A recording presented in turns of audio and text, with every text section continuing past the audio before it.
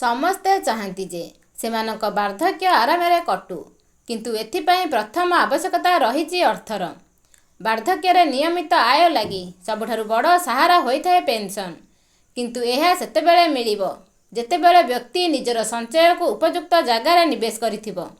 ଏପରି ସ୍ଥିତିରେ ଦେଶର ଅସଂଗଠିତ କ୍ଷେତ୍ରରେ କାମ କରୁଥିବା ଲୋକଙ୍କୁ ବାର୍ଦ୍ଧକ୍ୟ ସମୟରେ ଆର୍ଥିକ ସହାୟତା ପହଞ୍ଚାଇବା ଲାଗି ମୋଦି ସରକାର 2015ରେ ଅଟଳ ପେନ୍ସନ୍ ଯୋଜନା ଆରମ୍ଭ କରିଥିଲେ।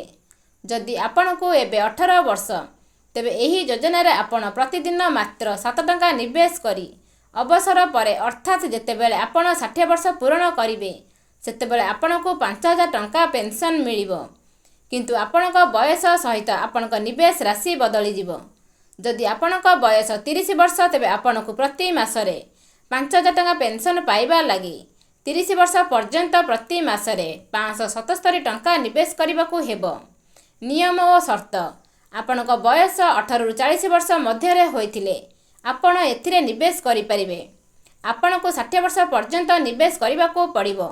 ଯଦି ନିବେଶକଙ୍କ ମୃତ୍ୟୁ ହୋଇଯାଏ, ତେବେ ଏହି ପେନ୍ସନ୍ ତାଙ୍କ ପତି କିମ୍ବା ପତ୍ନୀ ପାଇବେ।